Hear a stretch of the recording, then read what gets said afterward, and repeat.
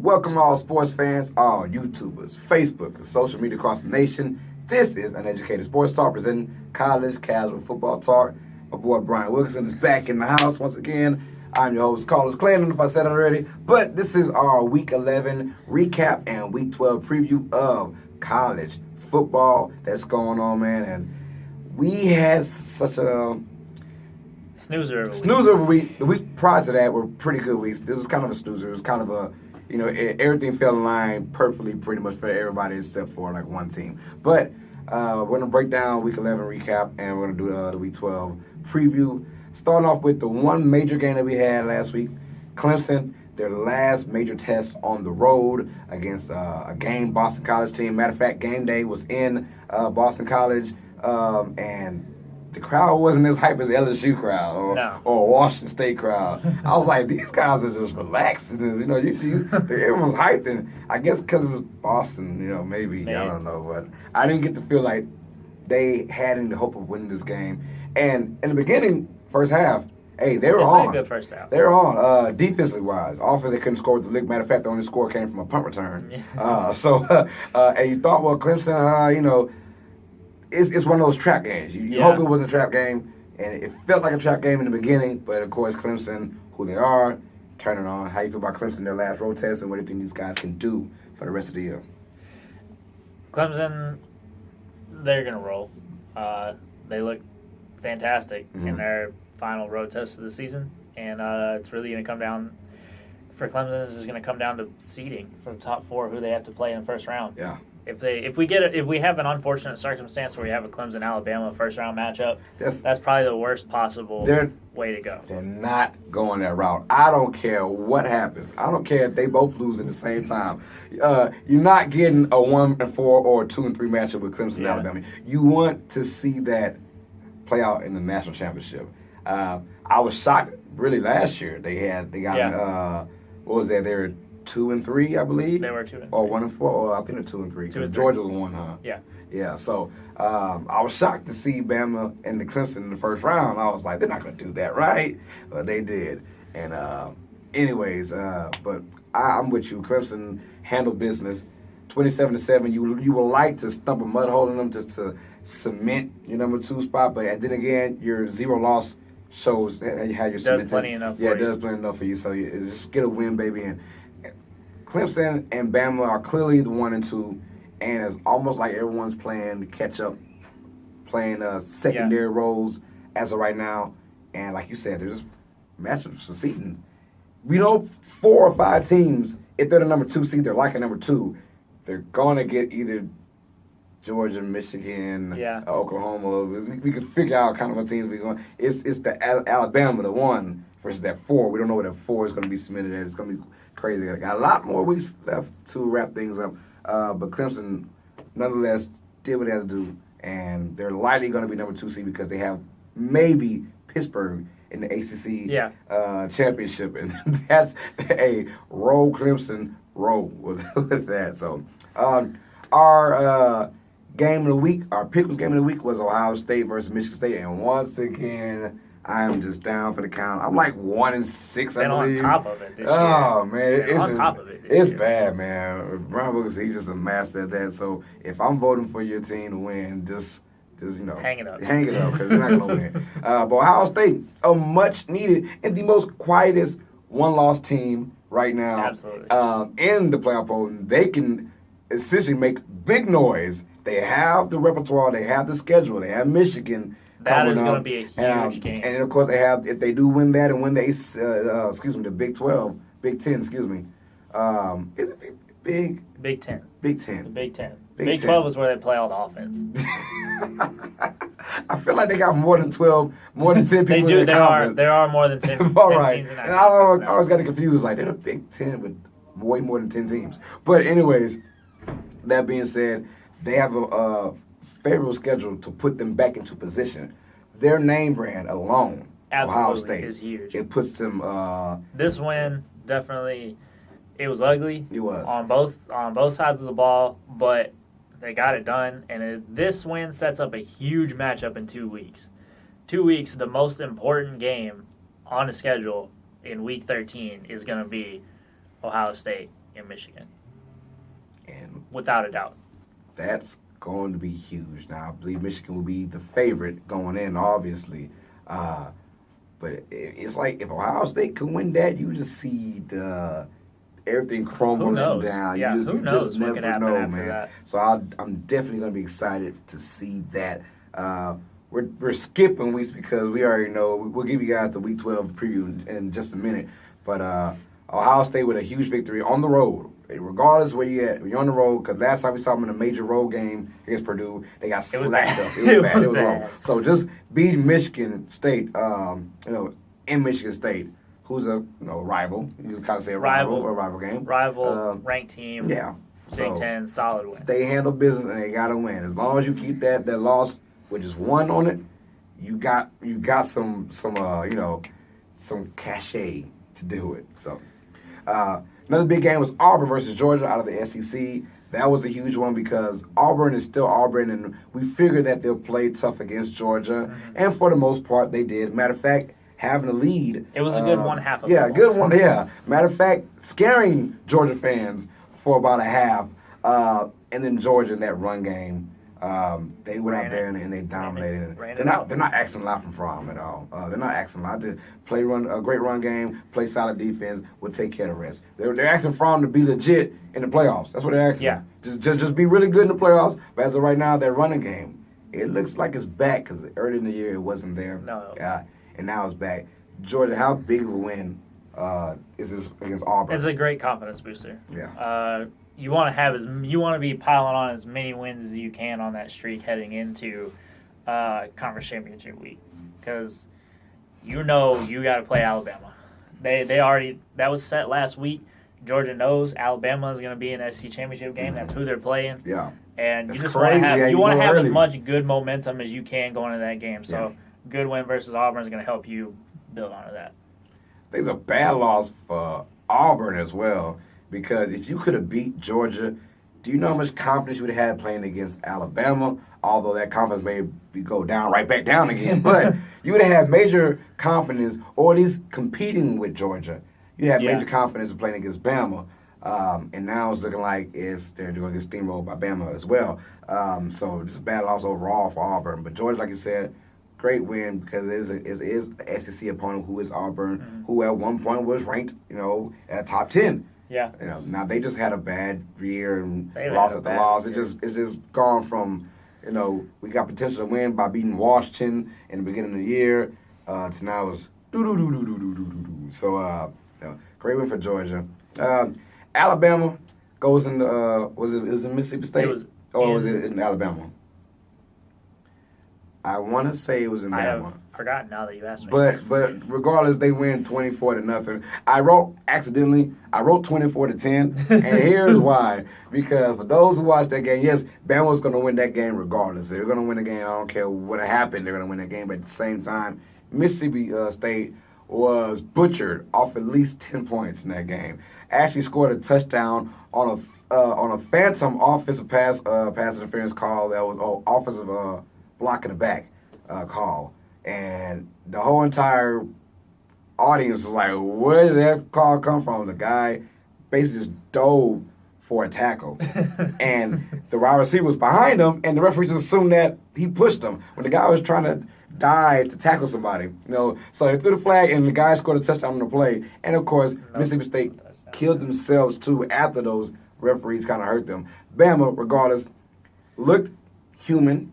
The Alabama steamrolling machine has hit some bumps in the road. The two toughest defenses they faced all season have just cut their potential in half. But we're saying looking human while still winning 24-0. So that tells you how good of a team Bama is. But we did see the kind of chink in armor a little bit. We saw Mississippi State, who has a great defense, and they were quietly one of the best defenses in the country. Yes, they were hounding Tua from start to finish. And I don't know what's going on with Tua's knee, but it's like every time he lands awkwardly or ungingerly on it, if that's a word, he's like favoring anytime big you time. have, we don't know what exactly the injury was in week 8, it was, I believe, or maybe a little bit before that. Nick Saban likes to be a little close to the vest with that, but anytime you have that type of a sprain, in any of the ligaments down there or the meniscus injury in that area, it doesn't heal quickly, and you don't like running on it. But there's not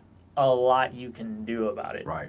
You'd have to have surgery, and when you're talking about having surgery, you want to have something really not good. You don't want to go poking around in the knee without having a good reason for it. So I just hope it's not that bad, because we're looking at a special season from him and a potential Heisman candidate and probably winner. And if he goes down with this bad knee, and Bama, in my opinion, they're not done, but they're a much worse. They're team. a much worse team without Tua, because their Achilles heels all these years are just a quarterback. Now you finally got that quarterback, and you don't want to see him go down like the way his knee is looking like it could potentially be bad. So, but nonetheless, get a good victory from Bama, regardless, 24-0. I guess a great loss to Mississippi State. Their defense came to play, I'll tell you that. Offense, we just know that you're not going to score on Bama. Most of these SEC teams outside of Georgia, they're not going to score on Alabama. But upsets we had two of them this week, week 11. Kentucky, who I've been saying got to go. They got to go. Kentucky loses at Tennessee by a score of 24-7. It wasn't even close. And this is a Kentucky team I've been waiting to see over the last 5-6 weeks now. I was like, why is this team in the top 10? Who have they really actually beaten? And besides Florida, who we all know where they're at now, just gone pretty much. But Tennessee, who was not a good team. They're not a good SEC team. They're not a good team, period.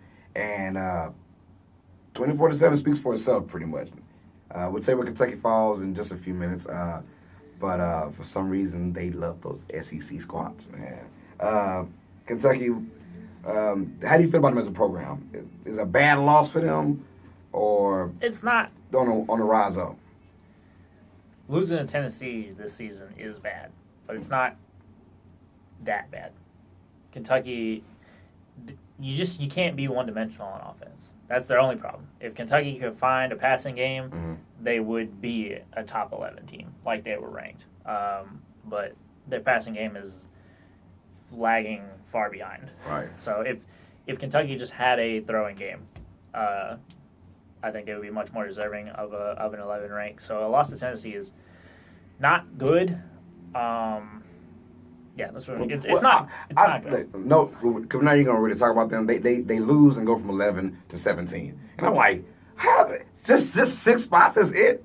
That's it. They should have been like 23, 22 in my opinion. But I'm not in that room. They probably just glossed over and said, just throw them somewhere. It doesn't really matter. But I guess. But another big victory from Northwestern. It's almost like Northwestern has that one good game. They're always every year, throwing in someone's Iowa, who was ranked 21 at the time. Now they're not going anywhere, but you talk about for bowl game wise to put you in position. Maybe if you they were definitely in a position to win the West in the Big Ten, and that's shot now. See, you talking about Rose Bowl appearances, and that right there for Iowa squad who's not known for national championships. But if you go to a Rose Bowl, you're in that territory. Now your Rose Bowl chances have kind of gone down with a loss to Northwestern. And those kids from Chicago, man, they come out there and play. They're a tough team. Perennial number one contenders. They're like that boxer that is just he's always number one contender, but he never wins a belt. That's who Northwestern is. They're always really good, but they just never quite make it over. Yeah. And Northwestern is not really a sports school. They have a good football squad, but Northwestern is really an academic institution first. So they're not putting all their marbles into the sports, baseball, basketball, football. They're not doing that. But just to see them compete year after year, and they're always around like that 8-5, 7-6 kind of range, like every year. And a big win against an Iowa team. Who I like Iowa. I like that they're all about playing defense and running the ball, and they stick to their philosophies, as most Big Ten teams do. Them and Wisconsin at the same time, but.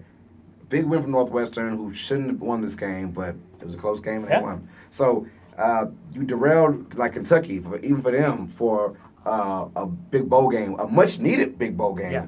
That could potentially, you go from probably playing in potential playing in, I don't know, just say Sugar Bowl, just throw it out there just in case you go off, to maybe Outback Bowl. That's even a little high now, to probably the Pontiac Bowl, so But I guess Kentucky, as long as they're bowl eligible, they're fine.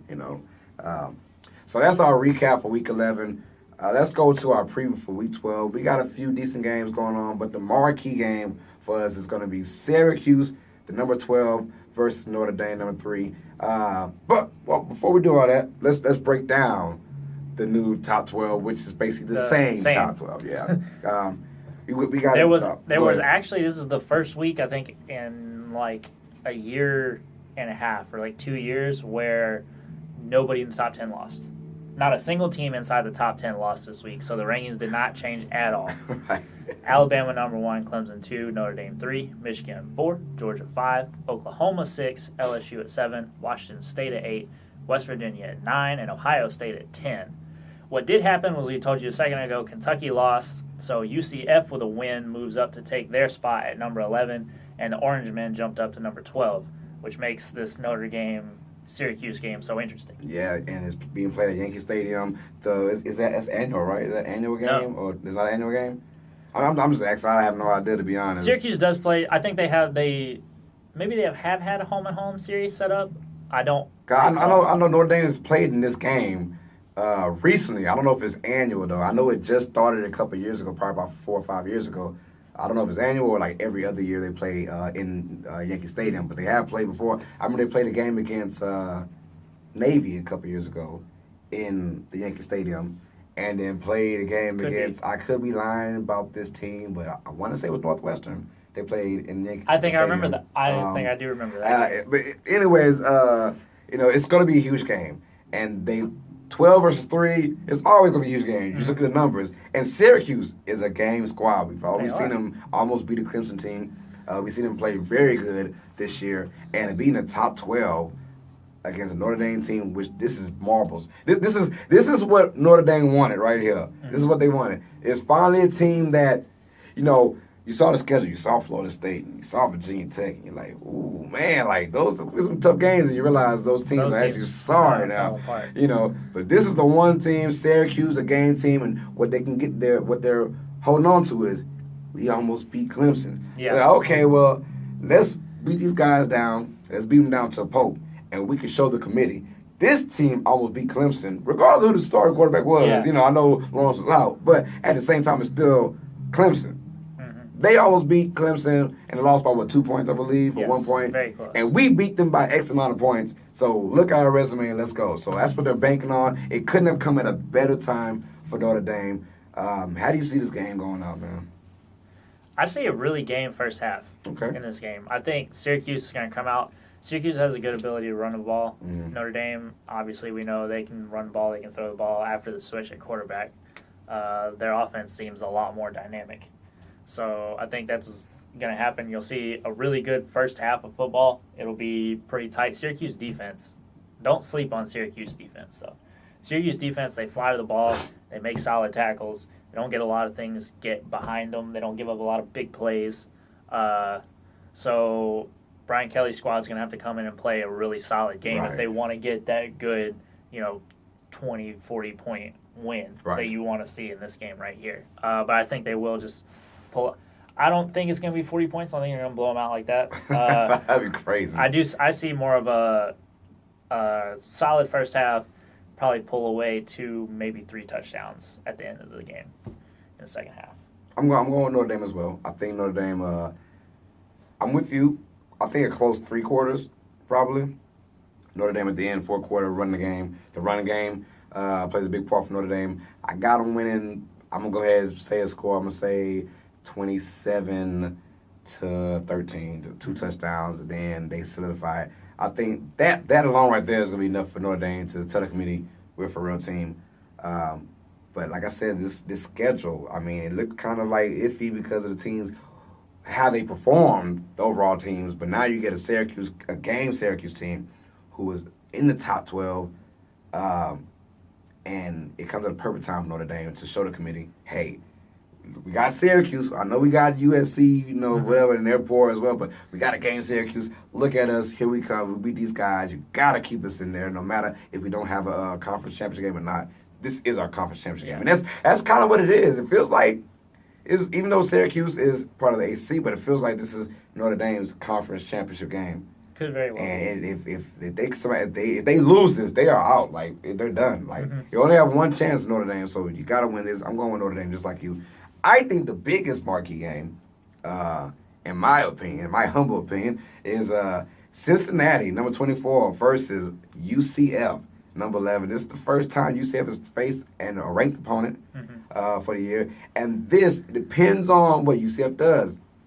They mess around and make it a close game, and they barely win. And the committee's like, well, I mean, look at that. Cincinnati just got into the top 25, and you barely beaten. But if they can go out there and put the smack down on Cincinnati, like I think they will, matter of fact, because they know this is their prime time game. This is on ABC. Everyone's going to watch it. I'm rooting for UCF. I think they know that they're better than Cincinnati. They know that now. This will be the best team they faced all year. But I think UCF puts a smack down on them. I'm going with, I don't want to lie, but I'm going to say 38-20. 38-20. UCF. 38-20. Not even a close game. Yeah, I think Syracuse Notre Dame is going to be the more interesting game and the game I want to watch more, but Cincinnati UCF will definitely be the general public's more interesting game because UCF, everybody wants to see the Cinderella story finally make it to the top 4, and this is where UCF starts. They've got a good little stretch coming these last 3 weeks. They've got Cincinnati, Houston, USF, not necessarily in that order, and all 3 of those teams well above 500. And this is where UCF needs to prove themselves. They need to go out and clean that slate and pick up a conference championship game. Yeah, I'm thinking it's not just big for them because I get a feeling even if they go undefeated, they're not making the top 4. Especially with the squads like if Notre Dame and Michigan, Alabama, and Clemson remain what they're doing, they're not getting in there regardless. But this is going to be a big reason why you would go for the 8-team playoff. Yes. Especially if UCF, who was their national champions, last year, and they go undefeated again, and play 3 decent teams for the end and get no love, they'll probably be around 7. I can see them being around 7 or 8 when it's all said and done. This would be the big cry for we need an 8-team playoff because we would like to see, because UCF is in a bad situation. It's almost like last year with Auburn. Yeah. Auburn goes in there and like, oh, we lost because we didn't care about the game, and it puts UCF in a bad situation. So it's like, well, you give us a New Year's Six bowl, and what if this year is against, I don't know, Georgia or Oklahoma or LSU team, and they lose, and like, well, we didn't want to beat it anyways, we didn't make the playoffs, so, it's a bad. Yeah. So you want to make it an 8-team, and that way UCF can prove it in the playoffs, but they're not getting it. I can't imagine them unless they blow these 3 teams out there. I mean, blow them out by at least. I'm talking, 20 points or more each game. Yeah. Then there's no. They would be, though, however, the first Group of 5 team to crack the college football playoff ranking top 10 if they were able to sort of vault in there. It's going to be a tough sell, especially with, you think Ohio State, Michigan, Georgia, LSU are already taking up spots in there. Oklahoma probably won't lose a spot in there. So if you're UCF, your biggest hope is probably West Virginia or Washington State losing at some point. Well, speaking of West Virginia, we looked at the schedule and we were like, well, what team can we have to worry about? And we both came to the conclusion it's got to be a Big 12 team. Yeah. And we looked and we said West Virginia at Oklahoma State, and that's, I'm not gonna say a trap game because we all know how the Big 12 is. It's wild, wild west, shootouts every time.